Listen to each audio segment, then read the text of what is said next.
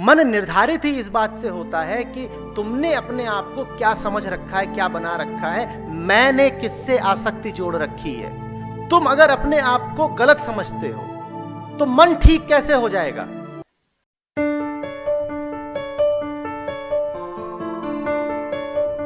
गुरुजी प्रणाम। हाँ गुरुजी, मैं एक छोटा सा क्वेश्चन ये जानना चाह रहा था कि मन को काबू में कैसे रखा जा सकता है। इसके लिए कोई सरल विधि हो जो हम जो व्यवहारिक लोग हैं या जो समाज में रहते हैं उसमें रहते हुए कोई ऐसी सरल विधि हो जिसकी वजह से आप कुछ चीज़ों को इस टाइप से मन को कंट्रोल में कर सकें, काबू कर सकें कि जिसकी वजह से आप अल्टीमेटली जो भगवान ने राह दिखाई है उसके ऊपर चल सकें।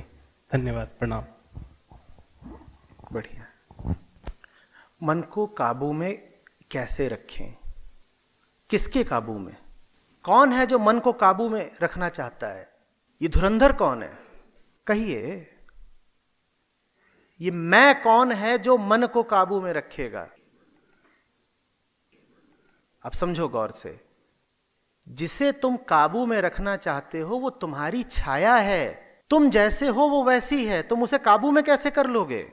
लेकिन मजेदार चीज है, न सिर्फ हम ये सवाल करते हैं कि मन को काबू में कैसे रखें, बाजार में इस सवाल के सैकड़ों जवाब भी बिक रहे हैं और खूब खरीदार हैं। ऐसे काबू में करें, वैसे काबू में करें। ये वैसा ही सवाल है कि जैसे कोई पूछे कि आईने में अपनी प्रतिच्छवि को कैसे बदल दें। अपनी शक्ल को बदलो तो आईने में जो दिख रहा है वो भी बदल जाएगा। मन मैं का मौसम है। मन मैं के इर्द गिर्द की गतिविधि है। मैं जैसा होगा उसके इर्द गिर्द की गतिविधि भी वैसी होगी, उसका नाम मन है।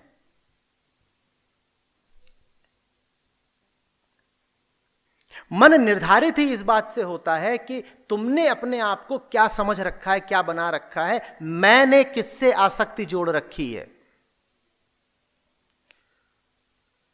तुम अगर अपने आप को गलत समझते हो तो मन ठीक कैसे हो जाएगा?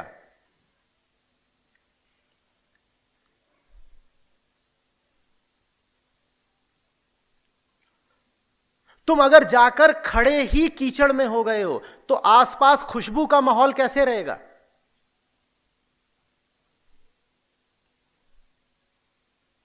कोई कीचड़ के बीच खड़ा होकर के पूछे कि ये सब बदबू कैसे बदली जाए, कैसे हटाई जाए, बदबू काबू में कैसे की जाए, तो मैं कहूंगा बदबू को छोड़ो, जहां खड़े हो वहां से हटो। तुम जहां खड़े हो बदबू वहां की अनिवार्यता है, लेकिन जिद तुम्हारी पक्की है। तुम कहते हो हम वहीं खड़े रहेंगे जहां हम हैं, बदबू नहीं आनी चाहिए। यह नहीं हो सकता। तुमने अपने आप को जो बना लिया है उस कर्म का फल है मन का उपद्रव।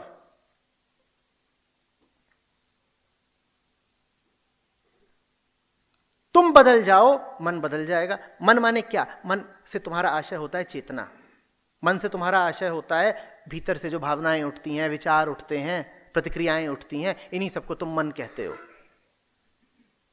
तुम ये देख ही नहीं रहे कि ये सारे विचार किसको उठते हैं, ये सारी भावनाएं, ये प्रतिक्रियाएं किसको उठती हैं? तुम्हें उठती हैं। इनके केंद्र में तुम हो।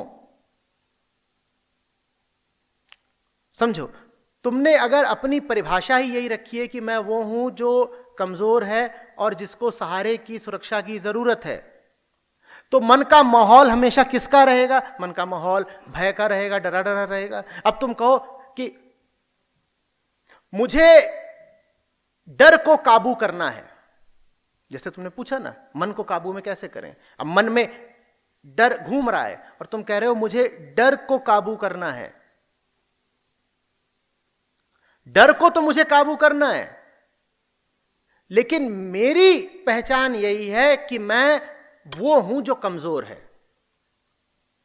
अब अगर तुम कमजोर ही हो तो डर को काबू में कैसे कर लोगे भाई?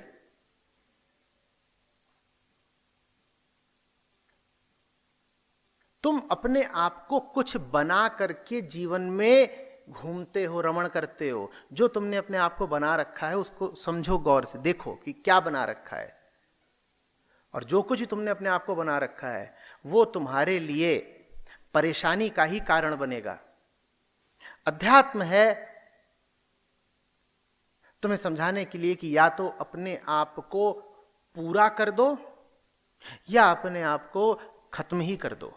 इन्हीं दोनों स्थितियों में तुम्हें पहचानों से मुक्ति मिलेगी, इन्हीं दोनों स्थितियों में तुम्हें झूठे उपद्रवों से मुक्ति मिलेगी। क्यों अपने आप को आधा अधूरा समझते हो? और जो भी तुम कुछ समझते हो अपने आप को, वो आधा अधूरा ही, आंशिक ही है, इधर से उधर से मिला है, पकड़ लिया है।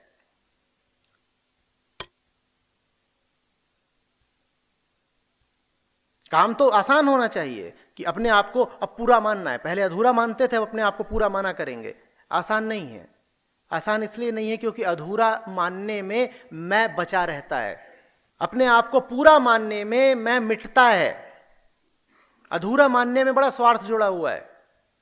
स्वार्थ तो जुड़ा हुआ है, पर अधूरा मानने के साथ तकलीफ भी बहुत जुड़ी हुई है। जब तकलीफ उठती है तो फिर ऐसे सवाल करते हो कि मन को काबू में कैसे लाएं। अधूरे मैं को कहते हैं अहम, पूरे मैं को कहते हैं आत्मा।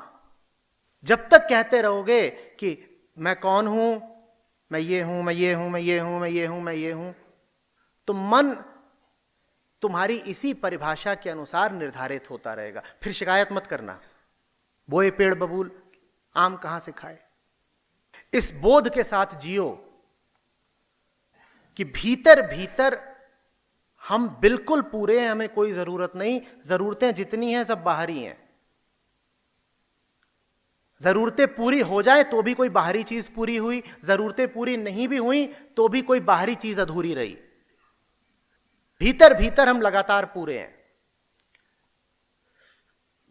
जब पूर्णता में जियोगे तो मन एक सीमा से ज्यादा खराब नहीं होगा। मन खराब भी होगा तो बाहर बाहर खराब होगा, क्योंकि फिर अच्छाई बुराई खूबी खराबी सब बाहर बाहर रहती है। तो फिर मन खराब भी होगा तो बाहर बाहर होगा। कोई तुम्हें देखकर कहेगा कि आज तुम्हारा मन मूड कुछ अच्छा नहीं लग रहा, तुम कहोगे हां खराब है, थोड़ा बाहर बाहर खराब है, अंदर से तो मस्त है। जैसे कोई फल हो रसीला जिसके छिलके पर धूल पड़ गई हो, उस धूल का उसके रस पर कोई प्रभाव नहीं पड़ रहा, भीतर भीतर वो फल मस्त है। हां आंधी चली थी धूल पड़ गई है, आज आंधी चली थी धूल पड़ गई है, आज थोड़ा सा छिलका गंदा है, हम तो लेकिन रसीले ही हैं, हम पर कोई असर नहीं पड़ रहा। ऐसे जियो, फिर नहीं कहोगे कि मन को काबू में करना है।